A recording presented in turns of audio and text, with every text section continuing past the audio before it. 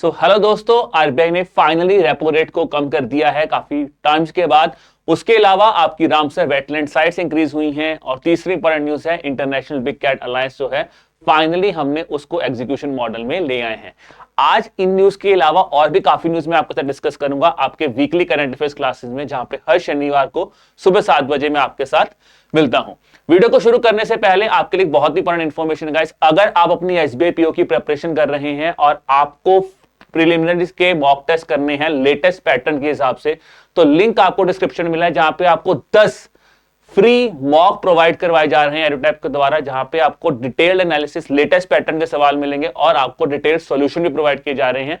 इनको डाउनलोड कर लीजिए और आप अपनी प्रैक्टिस को देख सकते हैं कहां पे आप अपने आप को स्टैंड कर रहे हैं अपनी प्रिपरेशन में। ठीक है दोस्तों, तो फटाफट में इसको डाउनलोड कर लो, लिंक आपको डिस्क्रिप्शन में दे दिया गया है। चलिए अब आगे बढ़ते हैं हमारे आज के सेशन के ऊपर। जैसे मैंने आपको बोला था, मैं काफी इंपॉर्टेंट टॉपिक्स 30+ टॉपिक्स आज डिस्कस करूंगा।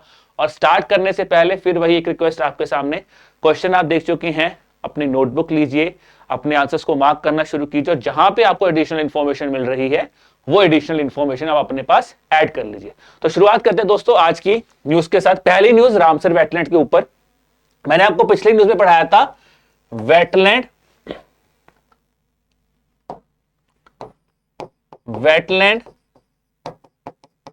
Accredited cities.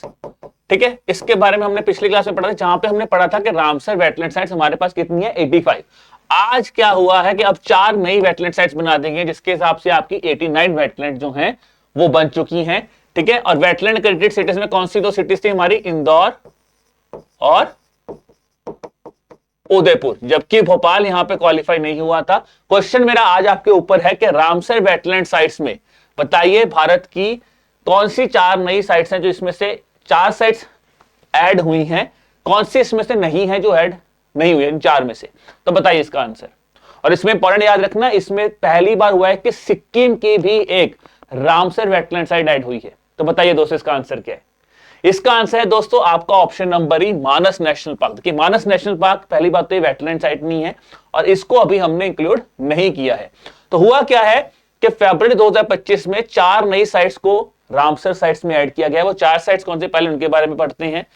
ये हैं जी वो 4 साइट्स, जिसमें से सक्कर कोटिया बर्ड सेंचुरी तमिलनाडु में, ठीक है, फिर थंगल बर्ड सेंचुरी तमिलनाडु में। ये चीज सबसे इंपॉर्टेंट नाम अगर आपको याद रखना है वो ये याद रखना है, दैट इज खिचोपलरी वेटलैंड इन सिक्किम। ये बहुत बहुत बहुत इंपॉर्टेंट है, आपको डायरेक्ट एग्जाम में सवाल पूछा जा सकता है कि खिचोपलरी वेटलैंड जो है वो कहां पे है, सिक्किम में। और सिक्किम की पहली वेटलैंड है जो कि हमारी रामसर साइट में इंक्लूड की गई है। उसके बाद झारखंड में आती है उदवा लेक। ठीक है, तो दोनों की, सिक्किम और झारखंड दोनों की ये पहली रामसर साइट्स है, तो दोनों आपके लिए इंपॉर्टेंट बन जाती हैं।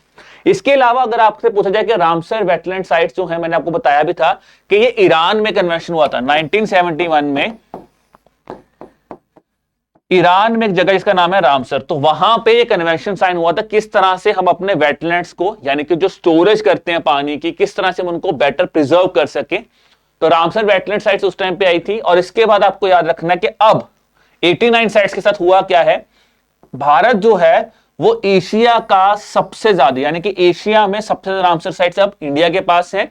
ओवरऑल हम लोग 3rd हाईएस्ट है, नंबर 1 पे कौन है, यूके है, और दूसरे पे कौन है, मैक्सिको है। ठीक है जी। अब अगर आपसे पूछा जाए कि भारत में सबसे ज्यादा रामसर साइट्स कहां पे, तो भारत में सबसे ज्यादा रामसर साइट्स तमिलनाडु में।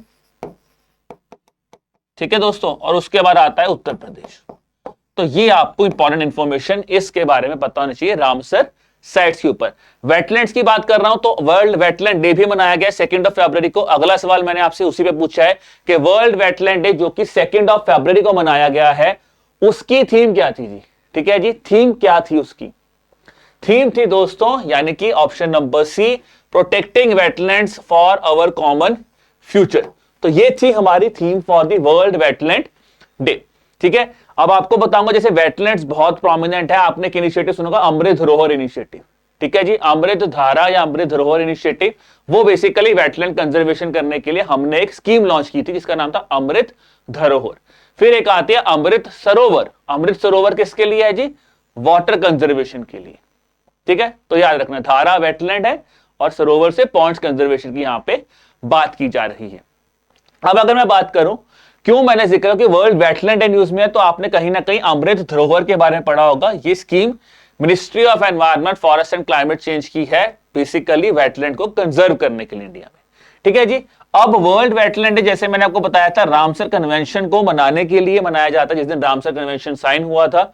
इस बार 2025 में थीम मैंने आपको बता दी है, protecting the wetlands for our common future. इसके साथ साथ क्या हुआ है, अमेजॉन ने साइन किया है एक agreement with the government of Uttar Pradesh, जहां पे हम वुमेन एंटरप्रेन्योर्स को अराउंड गोंडा डिस्ट्रिक्ट बेसिकली क्या कर रहे हैं, उनको हम प्रमोट कर रहे हैं ताकि वो अपनी वेटलैंड लैंड इनिशिएटिव जो उसको स्टार्ट कर सके। ठीक है दोस्तों, तो ये हो गया हमारा रामसर कन्वेंशन के ऊपर। आरबीआई का रेपो रेट कम हुआ है, तो वो भी मैं आपको पढ़ाने वाला हूं आज के सेशन में, और इंपॉर्टेंट न्यूज है इंटरनेशनल बिग कैट अलायंस। तो एंड तक बने रहना, क्योंकि दोनों प्रोमिनेंट टॉपिक्स हैं जिसमें से डायरेक्टली सवाल आपसे पूछा जा सकता है। चलिए अब बात करते हैं हमारे तीसरे सवाल के ऊपर। देखिए सेंट्रल बैंक डिजिटल करेंसी के बारे में आपने सुना होगा, ये क्या चीज है पहले तो ये समझिए। सेंट्रल बैंक डिजिटल करेंसी क्या होता है, सबसे पहले ये समझते हैं और फिर समझते हैं कि पहली नॉन बैंकिंग एंटिटी जिसने के सेंट्रल बैंक डिजिटल करेंसी को इंट्रोड्यूस किया है वॉलेट सिस्टम में। हम सबके पास आपके फोन में या आपके, अगर मैं बात करूं आपके वॉलेट में पैसे होते हैं, 50 रुपए का नोट, 100 रुपए का नोट, 200 रुपए का नोट, 500 रुपए का नोट होते हैं। अब मैं आपको बोलूं कि आपके वॉलेट में कोई, मैं बोल सकता हूं फिजिकल नोट नहीं है। फिजिकल नोट का मतलब आपके पास 500 रुपए हैं, बट वो फिजिकली आपके पास आपके वॉलेट में नहीं है।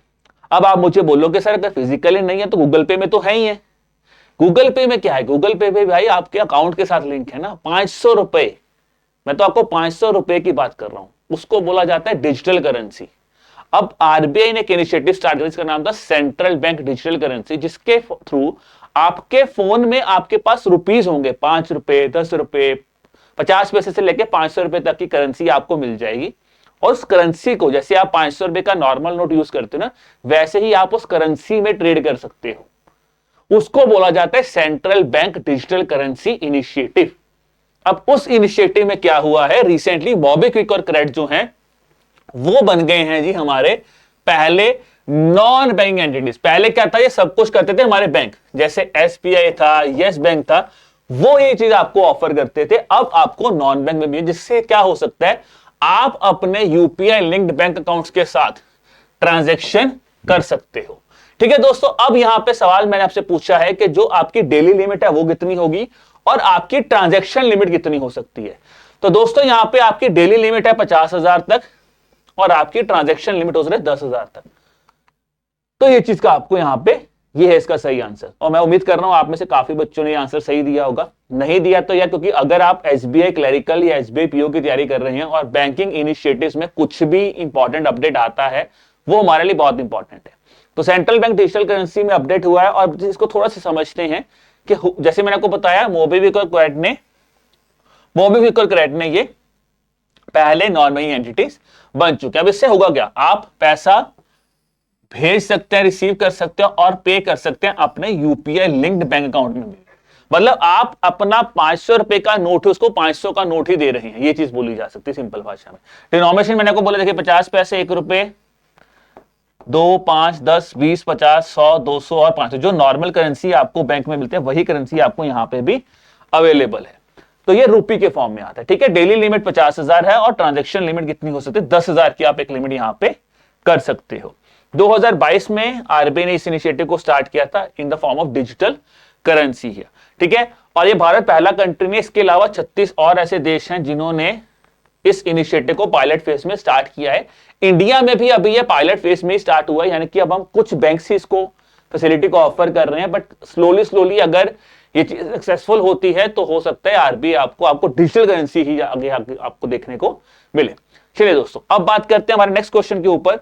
SEBI securities exchange board of India ने एक इनिशिएटिव लॉन्च, जिसका नाम है आई स्पॉट पोर्टल को लॉन्च किया गया है, जिसका ऑब्जेक्टिव क्या है, किस तरह से आप अपने जो भी टेक्निकल ग्लिचेस आते हैं, जो भी आपके मार्केट इंफ्रास्ट्रक्चर इंस्टीट्यूट, जैसे कि आपने स्टॉक मार्केट में इन्वेस्ट किया या फिर आपकी क्लियरिंग कॉर्पोरेशन हैं, चेक क्लियर हो रही हैं, तो वो होते हैं हमारे मार्केट इंफ्रास्ट्रक्चर इंस्टीट्यूशंस, जो उस पूरे इंफ्रास्ट्रक्चर को मेंटेन कर रहे हैं।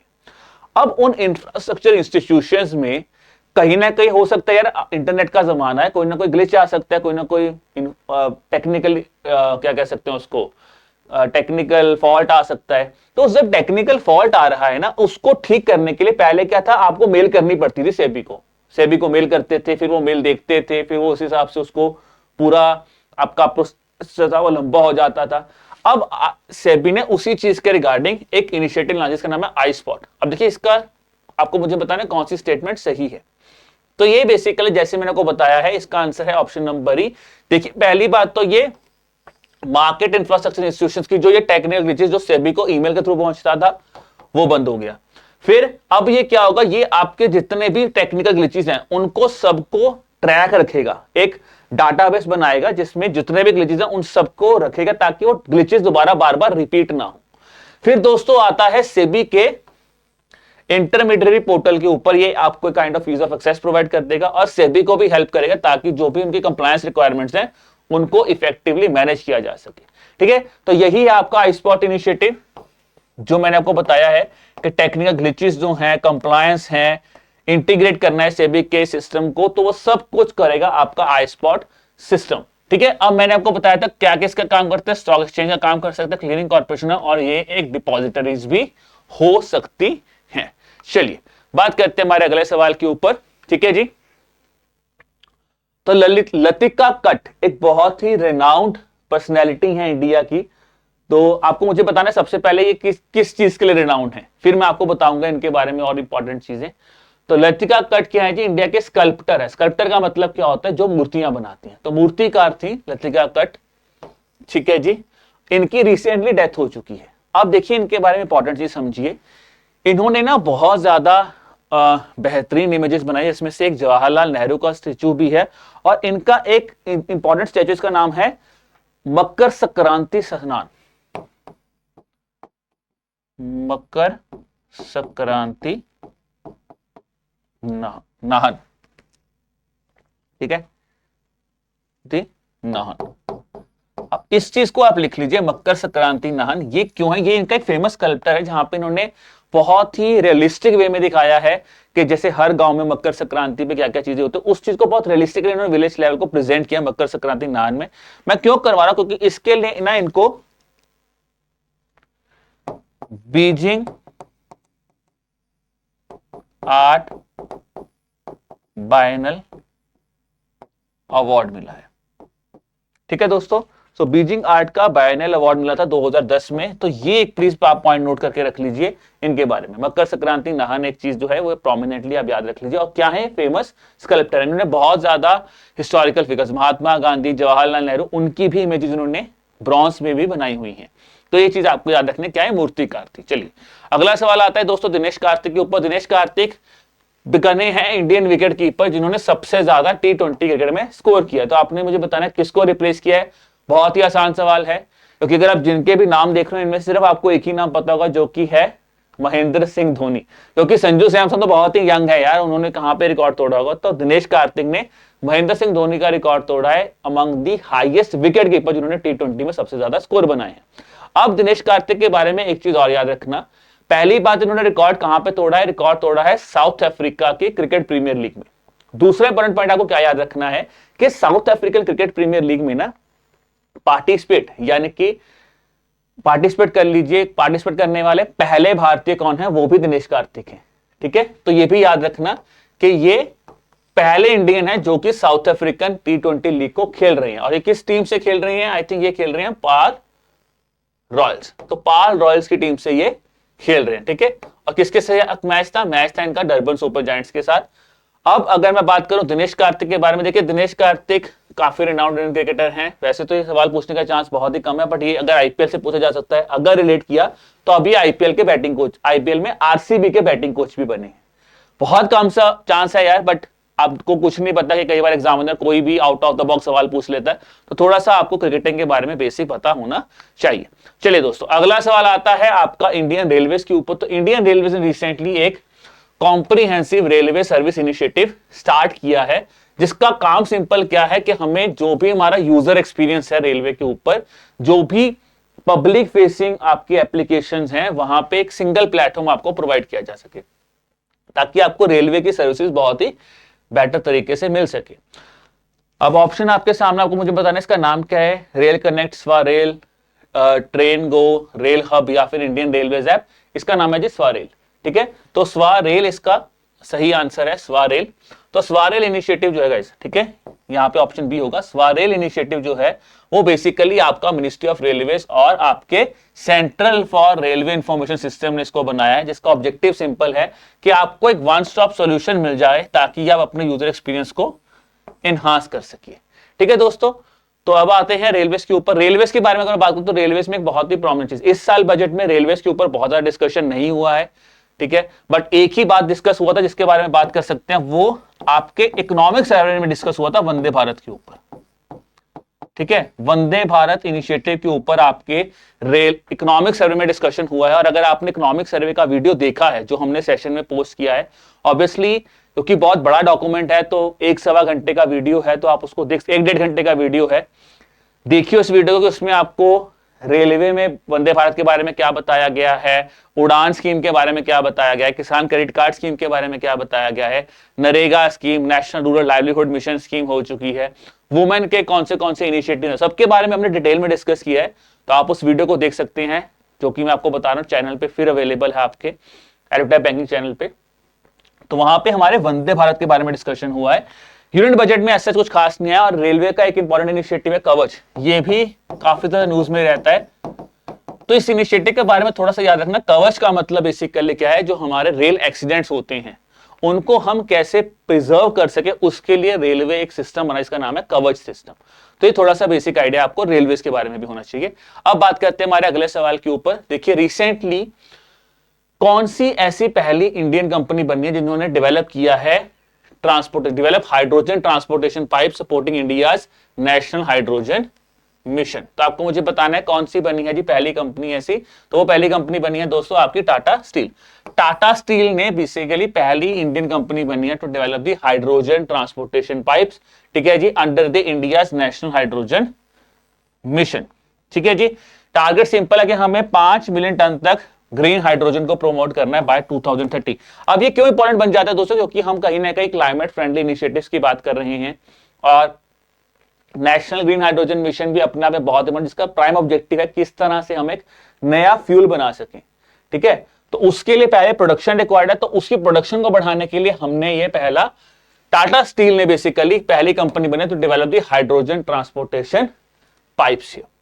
चलिए अब बात करते हैं हमारे अगले न्यूज के ऊपर। अगर मैं फर्स्ट न्यूज से बात करूं, थोड़ा सा यहां पे फर्स्ट न्यूज की बात करें तो पिछले सेशन में हमने कुछ चीजें पढ़ी थी जो कि प्रोमिनेंट फर्स्ट टाइम हुई थी।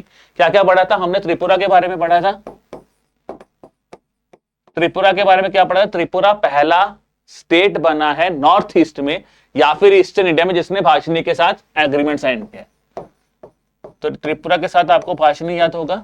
उसके बाद उत्तराखंड, उत्तराखंड में क्या था? यूनिफॉर्म सिविल कोड, पहला स्टेट बना इंडिया में civil code, uniform civil code को लागू करने वाला उत्तराखंड बना है। फिर हमने केरला में पढ़ा था कवचम। कवचम बेसिकली क्या है? डिजास्टर मैनेजमेंट के ऊपर केरला ने एक इनिशिएटिव स्टार्ट किया है। ठीक है, पहला स्टेट है जो कि डिजास्टर ओरिएंटेड इनिशिएटिव स्टार्ट कर वो था कवचम।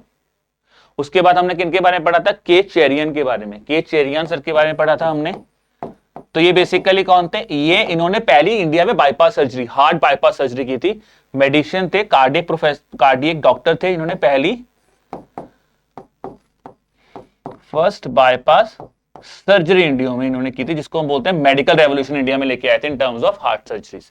तो ये प्रोमिनेंट चीजें हमने पिछले हफ्ते की क्लासेस में पढ़ी थी। तो अगर आपने वो क्लास देखी है बहुत अच्छी बात है, नहीं देखी है तो दोस्तों एक बार उसको भी देख लीजिए, बिकॉज उसमें भी काफी प्रोमिनेंट इनिशिएटिव जो पहली बार हुए हैं हमने डिस्कस किए हैं। क्योंकि करंट अफेयर्स में एक चीज याद रखना, कभी भी करंट अफेयर्स आप अगर उसको सोचोगे ना कि यार आज ये 4 लाइनें पढ़े तो इस 4 चीजों में से ही पढ़ना है, नहीं। आपका अगर इंटर रिलेशन अच्छा नहीं है, आपको इंटर रिलेट करना पड़ेगा। आपने एक चीज यहां पे पढ़ी, हो सकता है इसी के रिलेटेड आपने पिछली न्यूज में पिछले हफ्ते कुछ पढ़ा होगा, उसको रिलेट करो और फिर आपको चीजें जल्दी याद हो जाएंगी। ठीक है, चलिए बढ़ते हैं अगले न्यूज के ऊपर। अगला न्यूज आ रहा है दोस्तों, ग्रुप कैप्टन शुभांशु शुक्ला बने हैं भारत के पहले astronaut to travel to the international space station. याद रखना, ग्रुप कैप्टन शुभांशु शुक्ला जो हैं, जो आपके 4 व्योमनॉट्स हैं।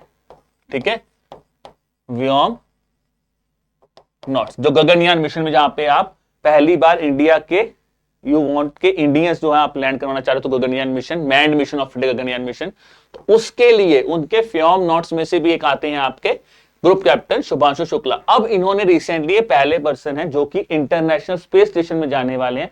किस मिशन के अंतर्गत जाएंगे वो मैंने आपसे पूछा, उस मिशन का नाम है एक्सियोम मिशन 4। एक्सियोम मिशन 4 उसका नाम है। अब थोड़ा सा जानते हैं इस एक्सियोम मिशन के बारे में। देखिए, सबसे पहले अगर मैं एक्सियोम मिशन की बात करूं, ये ना कमर्शियल एस्ट्रोनॉट मिशन है, ठीक है, जहां पे नासा और एक्सियोम स्पेस ने कोलैबोरेट किया है ताकि हम लोग इंटरनेशनल स्पेस स्टेशन पे लेके जाए, ठीक है। अब यहां पे क्या है कि यहां पे क्रू में जो पायलट है उनका नाम है शुभांशु शुक्ला, जो कि हमारे इंडियन पर्सन है। उसके बाद यहाँ पे कमांडर का नाम लिखा है पैगी विटसन, मिशन स्पेशलिस्ट। इनके बारे में थोड़ा सा आप डिटेल समझ सकते हैं। बेसिकली ये क्रू जो है 14 डेज के लिए जाएगा आपका इंटरनेशनल स्पेस स्टेशन में। जब आप इंटरनेशनल स्पेस स्टेशन की बात करें तो आपको एक नेम और पता होना चाहिए, जाके नाम है सुनीता विलियम्स। तो सुनीता विलियम्स जी ने रिकॉर्ड बनाया है किस चीज का, for spending maximum time by a woman in the internet in the space station. सबसे ज्यादा स्पेस स्टेशन में टाइम बिताने वाली जो महिला है वो कौन बनी है, हमारी सुनीता विलियम्स बनी। अराउंड 62-63 डेज के आसपास इन्होंने यहाँ पे टाइम स्पेंड किया है।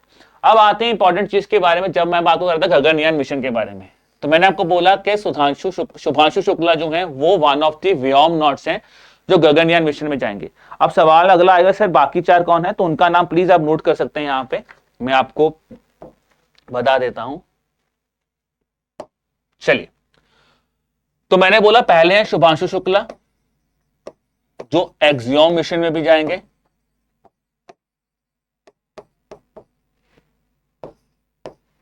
दूसरे हैं आपके अंगद प्रताप,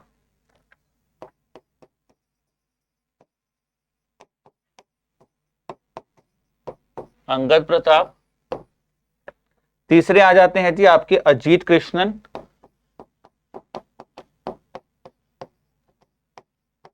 अजीत कृष्णन। और 4th नंबर पे कौन आते हैं, जो उनका नाम है प्रशांत नायर। तो ये 4 नाम आपको याद रखने चाहिए with regards to our Gaganyaan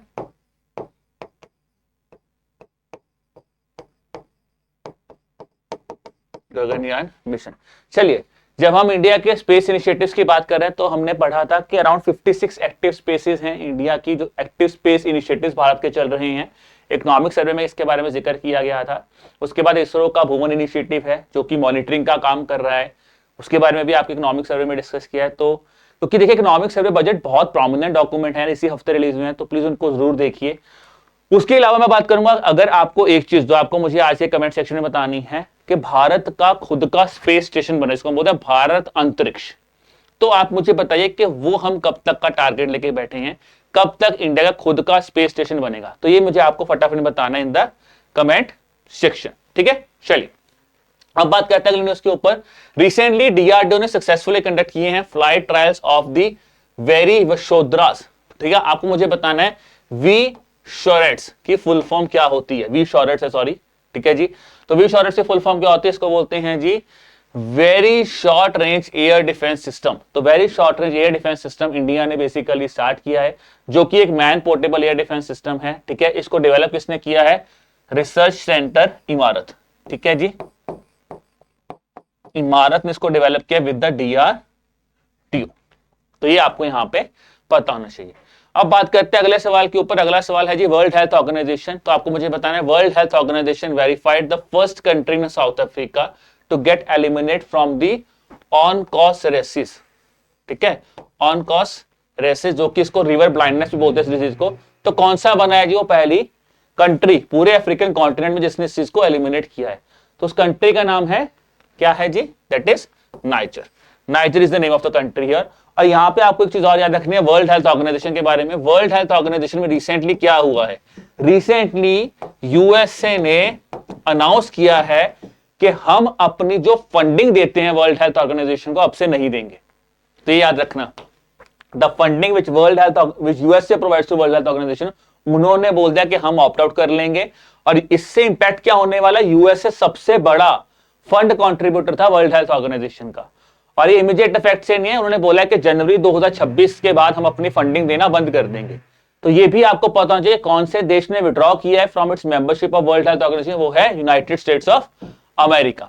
फिर आपने पढ़ा होगा यूएसए ने रिसेंटली कई टैरिफ्स भी लगाए, तो वो टैरिफ्स इतने इंपॉर्टेंट नहीं आपके एग्जाम पॉइंट ऑफ व्यू से कि किस कंट्री पे कितना टैरिफ लगाए, वो रेलिवेंट नहीं है, बट हाँ कहां से यूएसए ने विड्रॉ किया है वो ज्यादा इंपॉर्टेंट है। चलिए बात करते हैं अगली न्यूज के ऊपर, क्वेश्चन नंबर 12। ठीक है जी, इंडिया ने सक्सेसफुली किस टीम को हराया, क्योंकि अभी आपने देखा होगा women's ICC under 19 women's T20 world cup हुआ है, इंडिया फिर चैंपियन बना, लगातार इनॉग्रल एडिशन में भी इंडिया ही बना था और लगातार दूसरी बार भारत ने इस टूर्नामेंट को जीता है। तो आपको मुझे बताना है इस साल भारत ने कौन सी टीम को हराया था। इस साल भारत ने हराया था साउथ अफ्रीका की टीम को। ठीक है, तो देखिए मेंस T20 वर्ल्ड कप हुआ तो वहां पे हमने साउथ अफ्रीका को हराया, अभी under 19 women's T20 world cup हुआ, वहां पे भी हमने साउथ अफ्रीका को हराया है। जैसे मैंने आपको बोला था कि इनॉग्रल एडिशन भी इंडिया ने जीता था, तब सवाल यह भी तो आ सकता है कि भारत ने इनॉग्रल एडिशन में किसको हराया था। तो जब इनॉग्रल एडिशन हुआ था, इनॉग्रल एडिशन में इंडिया ने इंग्लैंड को हराया था, ये याद रखना। जीता दोनों बार इंडिया, इस बार साउथ अफ्रीका, पिछली बार इंग्लैंड था। ठीक है जी, और अगर मैं बात करूं जो हमारी गोंगदी त्रिशा जो है उनको नाम दिया गया था प्लेयर ऑफ द सीरीज का अवार्ड जो है उनको दिया गया है। ठीक है, चलिए अब बात करते हैं अगली न्यूज। अगली न्यूज है आपकी कौन सी ऐसी Chennai based drone manufacturing company है जिन्होंने अभी 100 करोड़ रुपया इन्वेस्ट किया for the development of India first drone city. तो भारत की पहली ड्रोन सिटी कहां पे बनने वाली, ये भी सवाल है, और कौन सी कंपनी कर रही है ये भी सवाल है। तो दोस्तों इसका आंसर है गरुड़ा स्पेस। गरुड़ा एरोस्पेस है, चेन्नई बेस्ड कंपनी है, और इन्होंने आंध्र प्रदेश में भारत की पहली ड्रोन सिटी बनाने के लिए जो है इन्वेस्टमेंट दी है। तो यही चीज आपको पता है। गरुड़ा एरोस्पेस कहां से है? गरुड़ा एरोस्पेस बेसिकली चेन्नई की ये कंपनी है। चलिए दोस्तों अब आते हैं अगले सवाल के ऊपर। Who won the BCCI special award at the BCCI awards 2025? BCCI के अवार्ड्स दिए गए हैं, आपको पता होगा रिसेंटली हमने अवार्ड्स डिस्कस किए थे। ICC test player of the year, तो वो कौन थे? जसप्रीत बुमराह थे। ICC ODI women player of the year Smriti Mandhana थी। ICC T20 player of the year कौन थे? अर्शदीप सिंह थे। तो ये सारी चीजें मैं आपके साथ पिछले लेक्चर में डिस्कस करके आया हूं।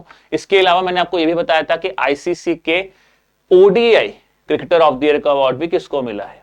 अब बीसीसीआई ने भी अवार्ड दिए हैं, तो उसके मैं आपसे पूछ रहा हूं कि किसको स्पेशल अवार्ड दिया गया है। तो स्पेशल अवार्ड दिया गया है दोस्तों रविचंद्रन अश्विन को। ठीक है जी, क्योंकि उन्होंने रिसेंटली रिटायर भी किया, तो बहुत ही लेजेंडरी स्पिनर है इंडिया के, तो उनको अवार्ड दिया गया है। उसके अलावा अगर मैं आपको बात करूं पॉली उमिगर अवार्ड, जिसको बेस्ट इंटरनेशनल क्रिकेटर अवार्ड का अवार्ड दिया बोला जाता है, वो मिला है जसप्रीत बुमराह को। बेस्ट इंटरनेशनल क्रिकेट वुमेन ये अवार्ड दिया गया स्मृति मंदाना को। सचिन तेंदुलकर जी को दिया colonel CK Nayudu life time achievement award. और सरफराज खान और आशा शोभना जो कि बडिंग क्रिकेटर्स हैं, उनको डेब्यूटेंट मेल और फीमेल का अवार्ड दिया गया है।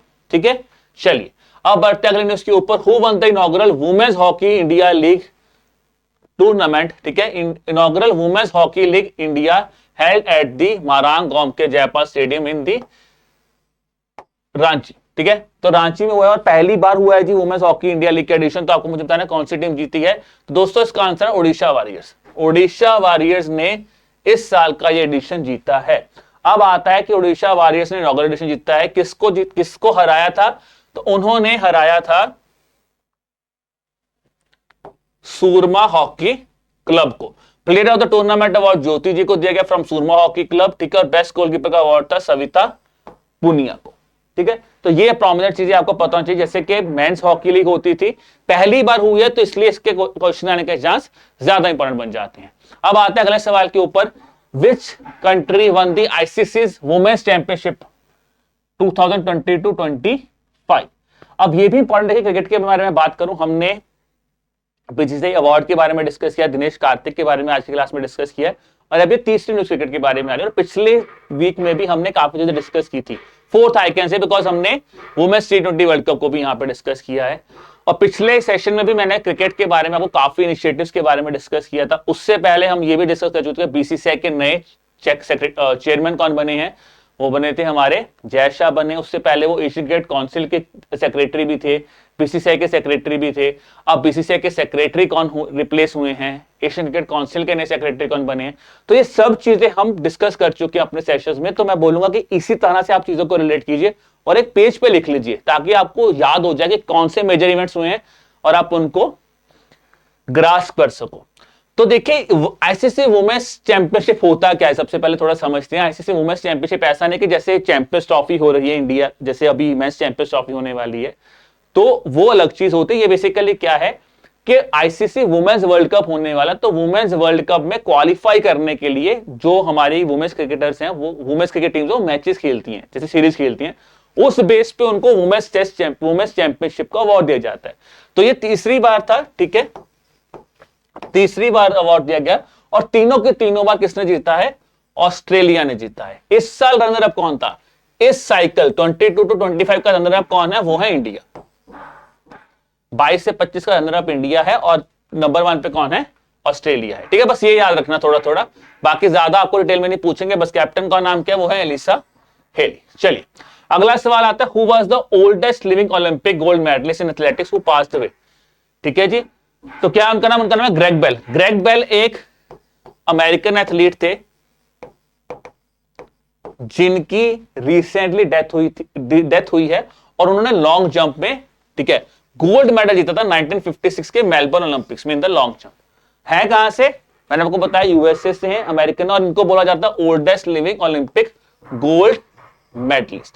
चलिए अगला सवाल आता है दोस्तों, recently which educational institution becomes India's first B school business school to launch the crypto currency. तो आपको मुझे बताना कौन सा बिजनेस स्कूल है, उसका नाम है जी इंडिया, क्या वो Indian institute of management Ahmedabad है, क्या वो इंडियन स्कूल ऑफ बिजनेस है, Birla institute of management technology है, जेवियर स्कूल ऑफ मैनेजमेंट है, या फिर Indian institute of technology Bombay है। तो कौन सा बिजनेस स्कूल है जी, उसका नाम है option number B, Birla institute of management technology. इनका जो क्रिप्टो करेंसी है उसका नाम क्या है, बिम कॉइन। ठीक है, तो नाम दिया गया है Birla institute of management crypto coin, BIM coin is the name given to that specific thing. तो ये भी आपको पता होना चाहिए, और ये भारत का पहला बिजनेस स्कूल है टू लॉन्च क्रिप्टो करेंसी। तो ये भी चीजें आपको दोनों यहां पे पता होनी चाहिए। अब बात करते हैं हमारे नेक्स्ट सवाल के ऊपर, क्वेश्चन नंबर 19। जैसे मैंने आपको सबसे शुरू में बताया था कि सबसे बड़ी न्यूज अगर बजट के बाद क्या है कि बजट में हमारा इनकम टैक्स स्लैब कम हुआ था, बहुत लोग खुश हुए थे कि यार 12 लाख तक कोई टैक्स नहीं देना है, अगर सैलरीड हो तो 12,75,000 रुपए तक कोई टैक्स नहीं देना पड़ेगा। तो उसके बाद अटकलें लगाई जा रही थी कि जब भी आपका आरबीआई की मॉनेटरी पॉलिसी रिलीज होगी ना, तो उस समय भी हो सकता है कि आपका रेपो रेट कम किया जाए। रेपो रेट कम होगा तो आपके लोन सस्ते हो सकते हैं, बैंक मार्केट में और पैसा आएगा, लोग और इन्वेस्ट कर सकते हैं, क्योंकि रेट ऑफ इंटरेस्ट सस्ते होंगे। तो यहीं पे आरबीआई की जो मॉनेटरी पॉलिसी कमेटी की रिपोर्ट आई है, ठीक है जी, जो हमारी फरवरी 2025 की मीटिंग में, उसमें यही हुआ है कि आपका जो रेपो रेट है under the liquidity adjustment facility has been revise. आपको मुझे बताना है repo rate under the liquidity adjustment facility कितना रिवाइज किया गया है, और यही से ही हम डिस्कस करें कितना बीपीएस बेस पॉइंट्स इसको कम किया गया है। तो दोस्तों इसका आंसर है 6.25 और 0.25 बेस पॉइंट। ठीक है जी, 0.25 बेसिस पॉइंट से इसको कम किया गया है, ये आपको मेन यहां पे याद रखना है। तो 25 बेसिस पॉइंट से कम करके इसको कितना बोला गया, 6.25% हो चुका है। और अगर मैं आपको बात करूं स्टैंडिंग डिपॉजिट फैसिलिटी, वो हो चुका है 6% पे, और बैंक रेट हो चुका है 6.5% पे, जबकि आपका मार्जिनल स्टैंडिंग फैसिलिटी रेट और बैंक रेट है 6.5 एंड योर एसडीएफ इज 6%। अब यहां पे आपको क्या करना है, जब आपने रेट्स पढ़े, आपको फटाफट में जो भी आपने बैंकिंग अवेयरनेस के बारे में पढ़ा, आपको ये बेसिक सारे टर्म्स पता होने चाहिए कि मार्जिनल स्टैंडिंग फैसिलिटी क्या होता है, बैंक रेट क्या होता है, रेपो रेट क्या होता है, रिवर्स रेपो रेट क्या होता है, लिक्विडिटी एडजस्टमेंट फैसिलिटी क्या होती है, कैश रिजर्व रेशियो क्या होता है, स्टैट्यूटरी लिक्विडिटी रेशियो क्या होता है। तो ये बेसिक बैंकिंग टर्म्स आपको पता होने चाहिए।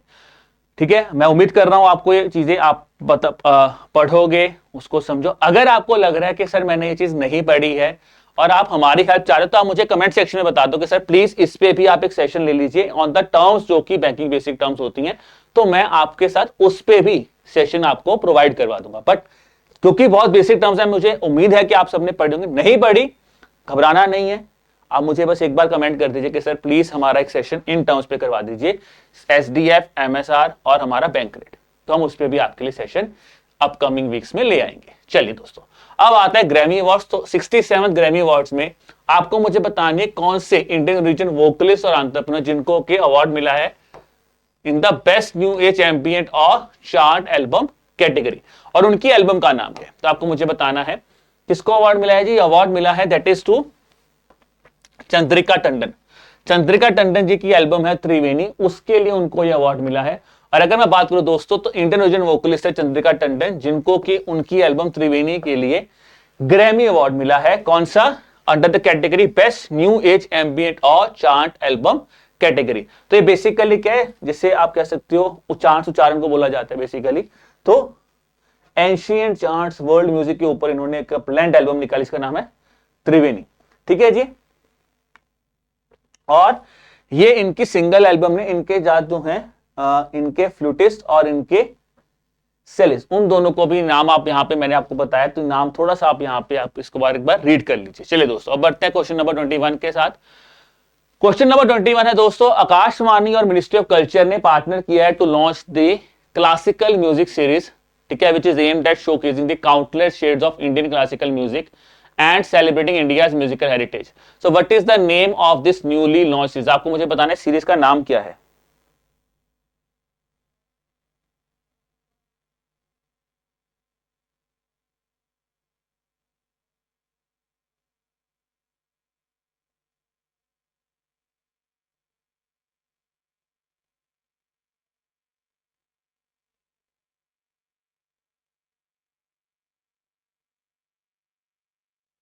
ठीक है, चलिए, तो इसका नाम क्या है? इसका नाम है जी हर कंठ में भारत। हर कंठ में भारत इसका नाम है। अगर मैं आपको बात करूं कि भारत में क्लासिकल लैंग्वेज, हमने क्लासिकल म्यूजिक की बात की है, तो रिसेंटली क्या हुआ था, गवर्नमेंट ने कुछ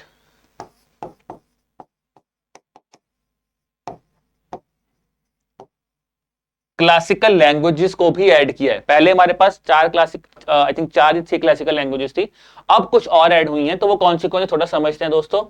मराठी, पाली, असमीज और आपकी चौथी है बंगाली। तो इनको अब हमने क्लासिकल लैंग्वेज में ऐड कर दिया। तो ये भी आपको पता चाहिए कि कौन सी क्लासिकल लैंग्वेज रिसेंटली ऐड हुई है। मराठी, पाली, असमीज और बंगाली है। अब आपसे सवाल ये भी पूछा जा सकता है कि भारत की पहली क्लासिकल लैंग्वेज कौन सी थी। ठीक है, तो दोस्तों भारत की सबसे पहली क्लासिकल लैंग्वेज कौन सी थी? तमिल,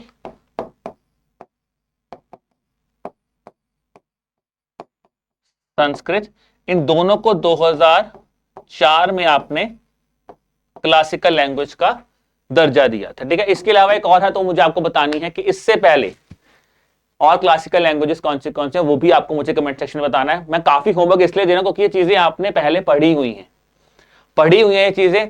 यही टाइम है, इसको अच्छी तरह रिवाइज कर लीजिए। मुझे पता है यार आप में से काफी बच्चे अपने प्रीलिम्स को लेके बहुत ज्यादा स्ट्रेस होंगे कि सर अभी प्रीलिम्स करना और आप होमवर्क दे रहे हैं। देखिए प्रीलिम्स आपको, अगर आपने क्यूआरए अच्छी तरह किया है, उसके लिए दोबारा कह रहा हूं कि अगर आपको फिर भी तैयारी करनी है, आप अपने हमारे मॉक्स दीजिए, लेटेस्ट पैटर्न के सवाल कीजिए। उसके लिए फिर हम आपकी हेल्प कर रहे हैं। लिंक आपको डिस्क्रिप्शन में मिलेगा, जहां पे आप अपने मॉक टेस्ट को प्रैक्टिस करें। 10 फ्री मॉक्स मिल रहे हैं, लेटेस्ट पैटर्न है, क्वांट, रीजनिंग, इंग्लिश के हैं, डिटेल सॉल्यूशन मिल रहा है। प्रैक्टिस करो। और हाँ, थोड़ा सा यार ऐसा तो नहीं कि सारा दिन क्यूआरए करोगे, बीच में थोड़ा सा टाइम निकालो कि अगर प्रीलिम्स हुआ तो मेंस भी तो देना है। तो मेंस के लिए कुछ चीजें यहां पे जो मैं आपको बता रहा हूं उसको नोट डाउन, बता दीजिए कि क्या होगा इसका आंसर। नहीं है, नोट डाउन करके रख लो अपने पास कि अच्छा यार ये चीज पढ़ी थी, रिलेट हुआ था, तो मुझे याद हो। ठीक है, चलो अब बढ़ते हैं हमारे अगले सवाल के ऊपर, क्वेश्चन नंबर 22। तो former German president Horst Kohler, उनकी डेथ हुई है। ठीक है जी, और आपको मुझे बताना वो इसमें से किस इंस्टीट्यूशन, किस प्रोमिनेंट इंस्टीट्यूशंस के उन्होंने लीड किया था इस प्रोमिनेंट इंस्टीट्यूशन को। क्या वो वर्ल्ड बैंक के लीडर थे, एशियन डेवलपमेंट बैंक को लीड किया था, इंटरनेशनल मॉनेटरी फंड है, यूरोपियन सेंट्रल बैंक है, या फिर बैंक फॉर इंटरनेशनल सेटलमेंट्स है। तो यहाँ पे आंसर बन जाता है इंटरनेशनल मॉनेटरी फंड। तो इंटरनेशनल मॉनेटरी फंड के वो प्रेसिडेंट रह चुके हैं। ठीक है जी, फ्रॉम 2004 से लेके 2010 तक। अब आता है कि आईएमएफ की प्रेजेंट प्रेसिडेंट कौन है। आईएमएफ की प्रेजेंट प्रेसिडेंट है क्रिस्टलिना जॉर्जिएवा। क्रिस्टलिना जॉर्जिव जो है ये है हमारी आईएमएफ की करंट प्रेसिडेंट। अब क्वेश्चन पूछा जा सकता है कि हमें वर्ल्ड बैंक के प्रेसिडेंट कौन है? तो वर्ल्ड बैंक के प्रेसिडेंट है जी अजय बांगा। और अब आपको क्या करना है, अपने पास आपको जितने प्रोमिनेंट एशियन डेवलपमेंट बैंक के हेड अपॉइंट हुए हैं, तो आपको ये भी पता करना है कि एडीबी के हेड कौन है, ये भी आप अपने पास नोट करके रख लीजिए। ठीक है, तो इसी तरह से जब आप ये एक्सेस करने, देखिए तभी मैं बोलता हूं क्वेश्चन करने का मतलब सिर्फ ये नहीं होता कि सिर्फ आए और 4 क्वेश्चन ऑप्शन देखा, नहीं, क्या चीज आप और सीख सकते हैं वो भी आपको यहाँ पे पता होना चाहिए। तो चलिए यहाँ पे एक गेम खेलते हैं। आप 10 सेकंड के लिए पॉज लीजिए वीडियो को, वीडियो चलते कि 10 सेकंड, 10 सेकंड में आप मुझे बताइए कि एडीबी के प्रेसिडेंट कौन है। चलिए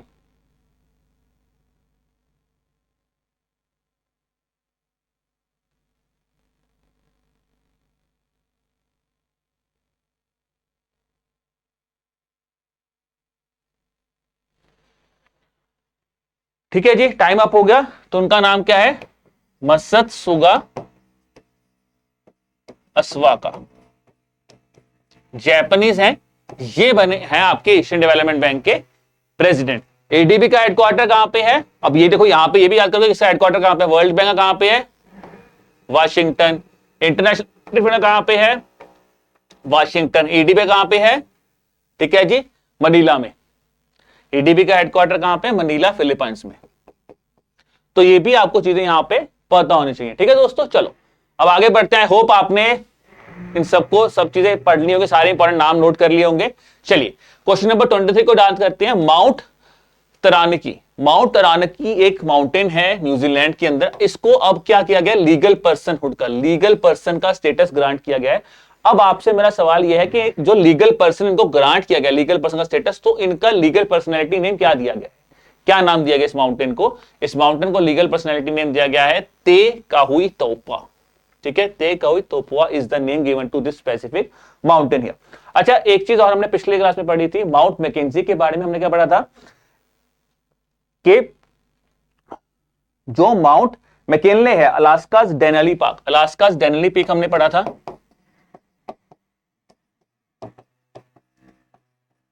ठीक है, अलास्कास डेनली पीक को हमने क्या उनको रीस्टोर किया, उसका नाम from the name of mount McKinley.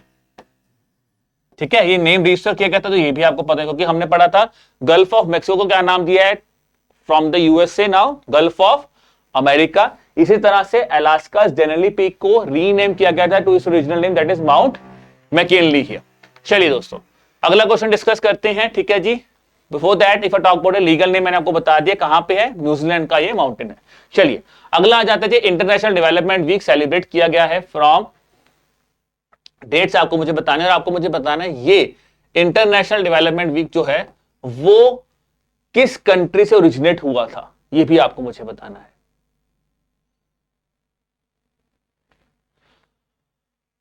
तो दोस्तों इंटरनेशनल डेवलपमेंट वीक जो है वो 5 से 11 फरवरी 5th to 11th फरवरी को मनाया जाता है। और कहां से ओरिजिनेट हुआ था?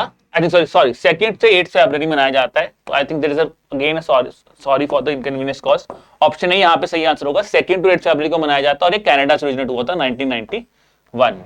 ठीक है, सो रियली सॉरी दोस्तों, ठीक है ना, पर मैं आपको पीडीएफ में ये चीजें ठीक करके दे दूंगा। तो दैट इज थिंग, 2 से 8 फरवरी में कनाडा में स्टार्ट होता 1991 में। ये basically poverty education, poverty eradication, climate action plan, gender equality, education and health care access, उनकी यहां पे बात करता है।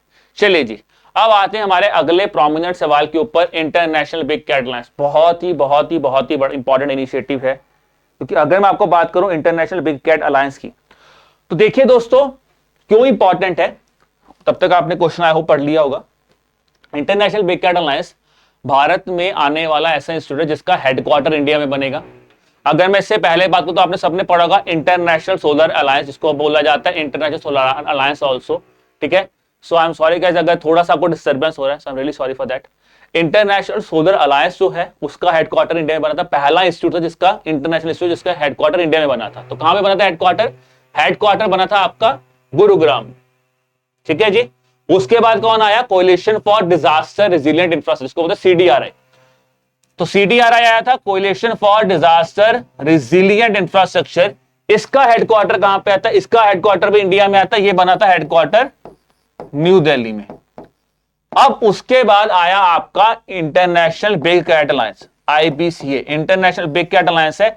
इसका हेडक्वार्टर कहां पे बनने वाला है? इसका हेडक्वार्टर भी इंडिया में बनने वाला है। पिछले साल IBCA जो है नया इनिशिएटिव ने काफी टाइम पहले इसको अनाउंस किया गया था, और इंपॉर्टेंट क्या कि अब ये फाइनली एग्जीक्यूट हो चुका है। तो ये याद रखना, इसीलिए ज्यादा इंपॉर्टेंट अब बन जाएगा।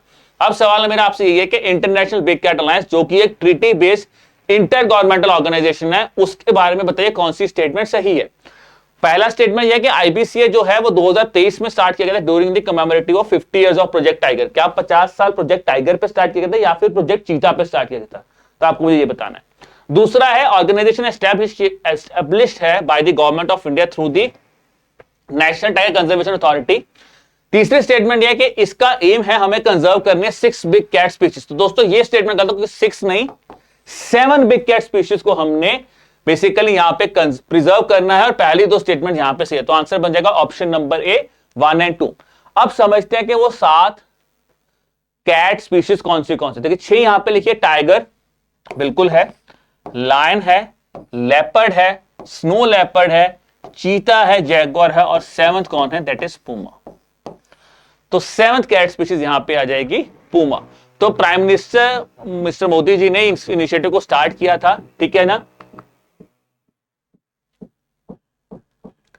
चलिए, तो यहां पे ए और डी स्टेटमेंट सेम हो गए, तो आंसर इसका ऑप्शन ए और डी दोनों में लगा लो, 1 और 2 आंसर बन जाएगा। चलो अब आते हैं इंटरनेशनल बिग कैट अलायंस में। देखिए 2025 में ऑफिशियली अब इसको जो है इसका सेक्रेटरीट बना देगा, जो कि इंडिया में आने वाला है, और ये एक प्रॉपर ऑर्गेनाइजेशन स्टार्ट हो चुकी है। 5 देशों ने इसको इनिशियली जो है एक्सेप्टेंस रेटिफाई कर दिया। वो 5 देश कौन से ये देश आपके सामने लिखे हुए हैं।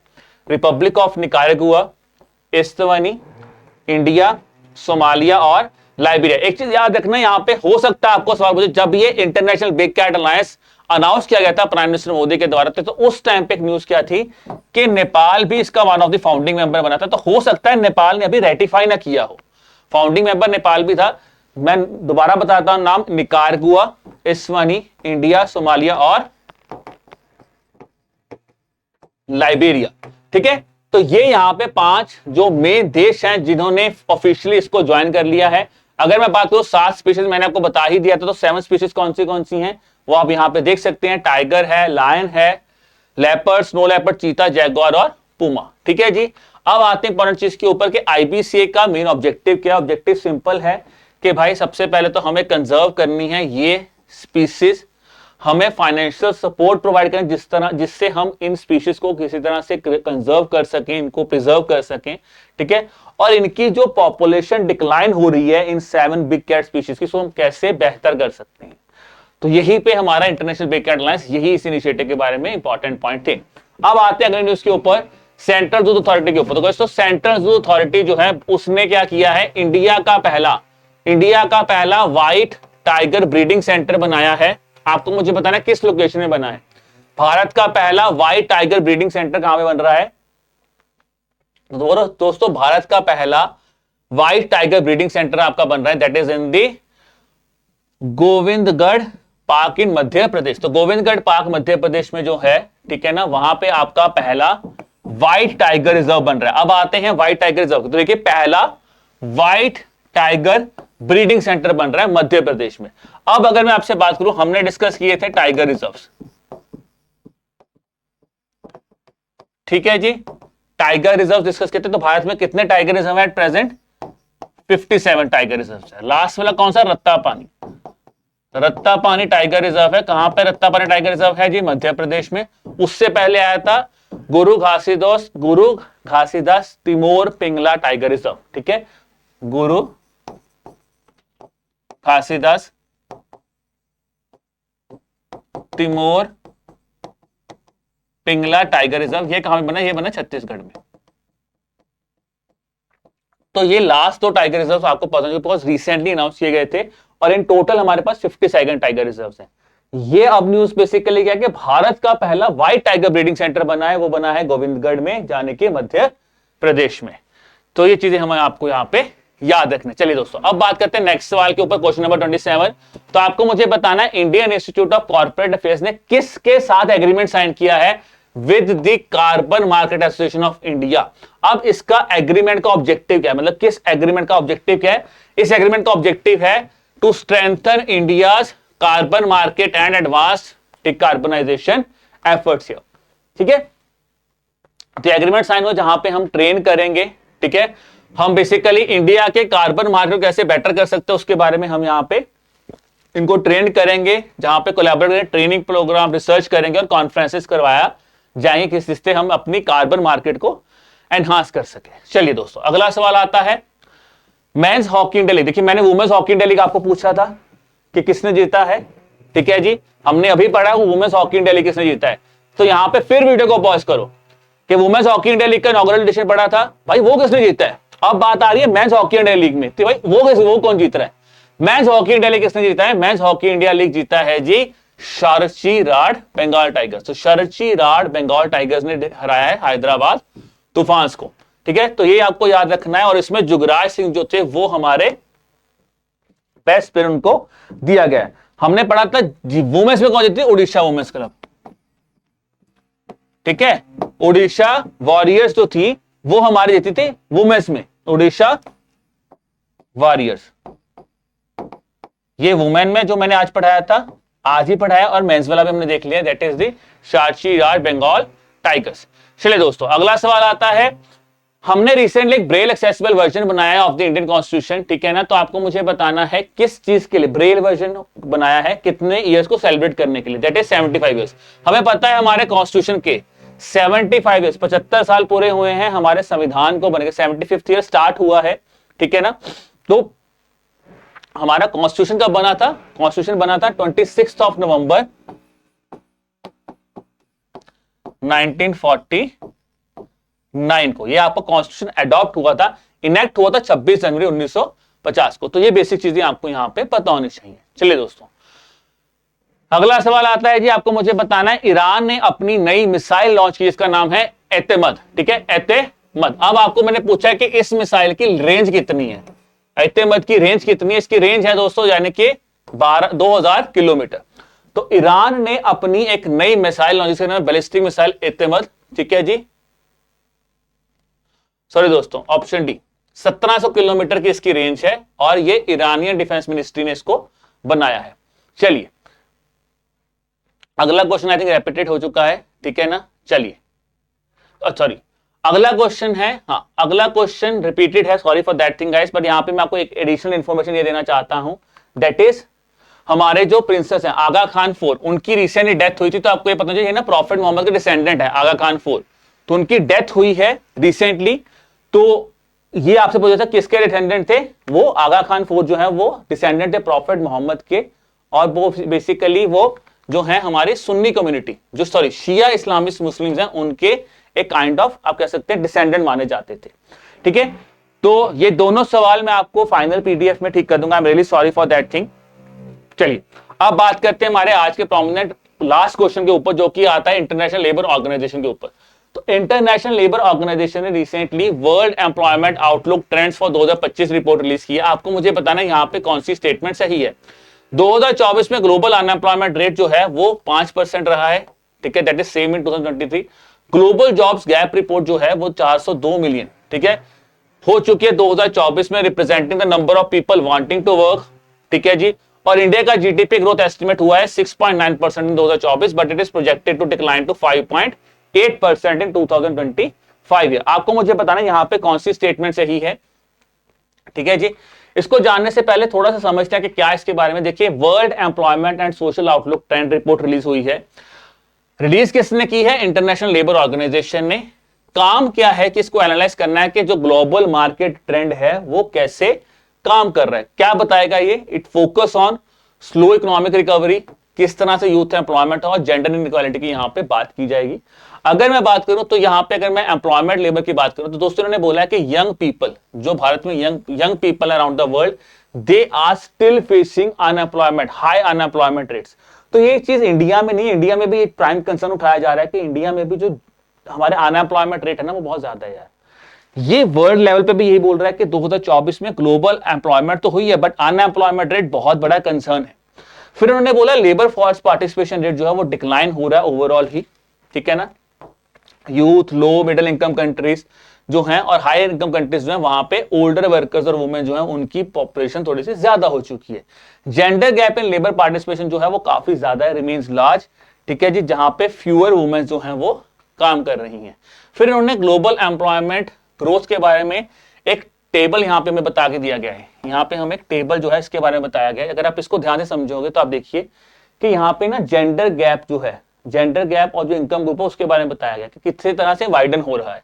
अगर मैं आपको बोलूं वर्ल्ड लेवल पे, जो कि इन्होंने ब्लू लाइन पे दिखाया है, तो वर्ल्ड लेवल पे अराउंड 0.5% के आसपास आपका ग्लोबल जेंडर गैप जो हमें देखने को मिल रहा है। बट किसी ना किसी तरह से अगर आप देख रहे हैं कि हमारी लो मिडिल इनकम कंट्रीज में जेंडर गैप बहुत ज्यादा है और हाई मिडिल इनकम कंट्रीज या फिर मैं बोल सकता हूं लो इनकम कंट्रीज में जो जेंडर गैप है वो कंपैरेटिवली काफी एक तो नेगेटिव में जा रहा है। तो इस तरह से इन्होंने पूरा जेंडर गैप को यहाँ पे समझाया है, ठीक है। फिर आते हैं जी उसके ऊपर ग्लोबल जॉब के बारे में। आपको बोलता है number of people wanting to side, जो कि जिनको जॉब नहीं मिल रहे हो कितने हैं, 402 मिलियन है। फिर आता है global employment to population ratio कितना है, वो आता है जी 57.9% है 2024 में, एज सेम एज 2023। फिर आता है जी female employment to population ratio कितना है दोस्तों, 46.4% है। और अगर मैं पर कैपिटा टू जीडीपी की बात करूं तो यहाँ पे डिफरेंट इनकम कंट्रीज का लेबर फोर्स पार्टिसिपेशन रेट यहाँ पे बताया गया है। थोड़ा सा मैं बोलूंगा इसको आप बस एक बेसिक आइडिया ले लीजिए, ठीक है ना, ताकि अगर पेपर में सवाल आता काफी डाटा ओरिएंटेड चीज है तो थोड़ा सा आपको यहाँ पे आइडिया हो इस रिपोर्ट का, ठीक है जी। फिर आया कि इंडिया के केस में क्या, इंडिया की जो स्ट्रॉन्ग ग्रोथ है उसने साउथ एशिया की जीडीपी ग्रोथ को भी सपोर्ट किया। ये सेम चीज हमने ग्लोबल इकोनॉमिक प्रोस्पेक्टस में भी देखी थी और यही सेम चीज यहाँ पे भी हाईलाइट की गई है इस रिपोर्ट में भी, ठीक है। और वही चीज जो यहाँ पे भी लिखी है कि इंडिया जो है उसको बोला है कि ये सबसे फास्टेस्ट ग्रोइंग इकोनॉमीज बनेगा इन द अपकमिंग है, जहां पे 6.9% से ग्रोथ होगी 2024 में और 2025 में एक्सपेक्टेड है कि 6.4% पे ग्रोथ होगी। और यहां पे कहीं ना कहीं एक स्ट्रॉन्ग फैक्टर इंडिया के लिए यहां पे बताया गया है, ठीक है। तो दोस्तों ये था हमारा आज का सेशन जहां पे हमने इंपॉर्टेंट आपके करंट अफेयर्स डिस्कस किए। बट सेशन को एंड करने से पहले मैं आपके साथ, मैंने आपको पिछली क्लास में बोला था कि मैं आपको पद्म अवार्ड्स की लिस्ट देके जाऊंगा। पद्म विभूषण अवार्ड्स की लिस्ट मैं आपको दे चुका था, यहां पे मैं आपके साथ पद्मश्री और पद्म भूषण अवार्ड्स की लिस्ट लेके आया हूं, ठीक है। तो ये हमारे पद्मश्री अवार्डीज हैं, इंपॉर्टेंट पद्मश्री अवार्डीज हैं, और ये कुछ इंपॉर्टेंट हमारे पद्म भूषण अवार्डीज हैं। देखिए मैं आपको दोबारा बोलूंगा, सारे के सारे नाम आपको याद नहीं करने हैं। आपको पद्म विभूषण नाम मैंने आपको पिछली क्लास में बढ़ाए थे, यहाँ पे पद्म विभूषण और पद्मश्री जो प्रोमिनेंट नेम है वो मैं लिस्ट आपको यहाँ पे देके जा रहा हूं। आप उस लिस्ट को देख सकते हैं, गो थ्रू कर लीजिए, ठीक है, क्योंकि यही प्रोमिनेंट नेम हमें न्यूज़पेपर में देखने को मिले हैं, that we have added here.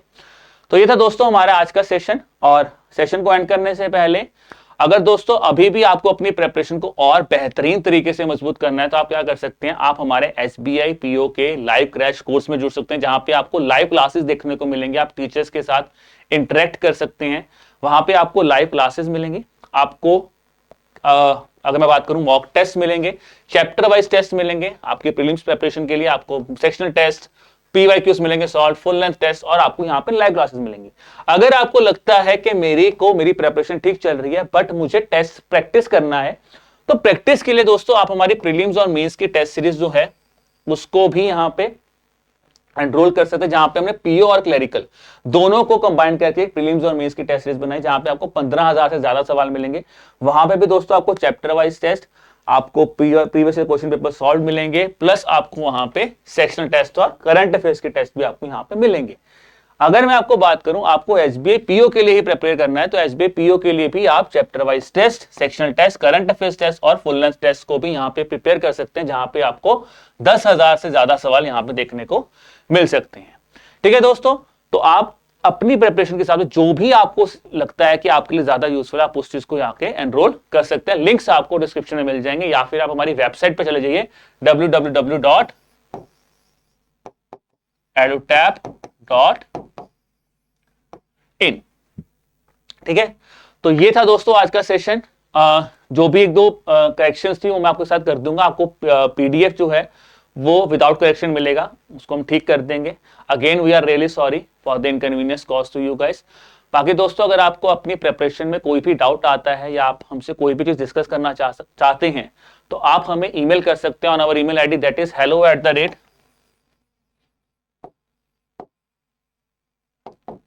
hello@edutap.co.in। ठीक है, या फिर दोस्तों आप हमें कॉल कर सकते हैं ऑन दिस नंबर 8146207241। तो मैं उम्मीद कर रहा हूं कि आपकी प्रीलिम्स की तैयारी बहुत अच्छी चल रही होगी। अच्छी तरह तैयारी कीजिए क्योंकि प्रीलिम्स के बाद ही आपका अगला पड़ाव मेंस शुरू होगा। तो रिलैक्स रहिए, तैयारी कीजिए, जितने ज्यादा मॉक टेस्ट हो सकते हैं उनको प्रैक्टिस कीजिए। जैसा मैंने आपको शुरुआत में बताया था, अभी फिर कह रहा हूं कि अगर आपको लग रहा है कि लास्ट मिनट में मुझे रिवाइज करना और अपने मॉक टेस्ट को लेटेस्ट पैटर्न के हिसाब से सॉल्व करना है, तो दोस्तों लिंक आपको डिस्क्रिप्शन में दिया हुआ है। आप हमारे SBI PO के जो प्रीलिम्स 10 आपको फ्री मॉक टेस्ट मिले, जहां पे आपको क्वांट, रीजनिंग, इंग्लिश के प्रीलिम्स के मॉक टेस्ट मिल रहे हैं, डिटेल सॉल्यूशन मिलेंगे, लेटेस्ट टाइप सवाल मिलेंगे, आप इनको फ्रीली डाउनलोड कर सकते हैं। लिंक आपको डिस्क्रिप्शन में मिला हुआ है। ठीक है, चलिए guys, on that note I will be leaving you for the day और आपको अगले हफ्ते मिलेंगे अगले करंट अफेयर्स के साथ। और अगर आपके मन में कोई भी ऐसा करंट अफेयर्स का टॉपिक है जो आप हमसे चाहते हैं कि हम आपको पढ़ाएं, आप हमें वो भी कमेंट सेक्शन में बता दीजिए। हम बहुत खुश होंगे आपको उस टॉपिक को पढ़ाने में भी। चलिए दोस्तों, बाय बाय।